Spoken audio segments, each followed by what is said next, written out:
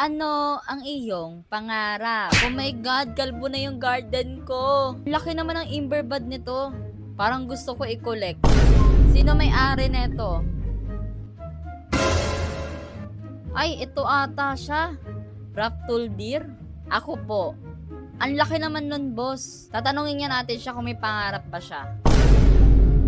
Sa'yo na lang bigay ko. Ibibigay niya daw sa akin yung malaking Imberbad. Ibig sabihin, i-collect niya yun. Uy, pinitas niya na. Hala, thank you. May pangarap ka ba, boss? Opo. So, tatanungin natin siya kung ano yung kanyang pangarap. Ano ang iyong pangarap? Si Crush. Oh my God, ang pangarap niya raw, si Crush. Si Crush? Ha ha ha ha. Sabihin mo na ang iyong tunay na pangarap. Raccoon po.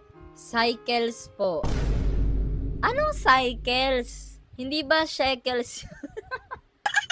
Anong cycles? Cycles! Buti na lang meron pa akong raccoon dito. Hawak ko na ang iyong pangarap.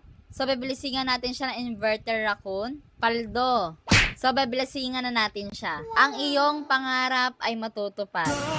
Pangarap ako'y naniniwala. Naiinggit ako. Meron na naman tayong natupad na pangarap. Ikaw, ano ang iyong pangarap?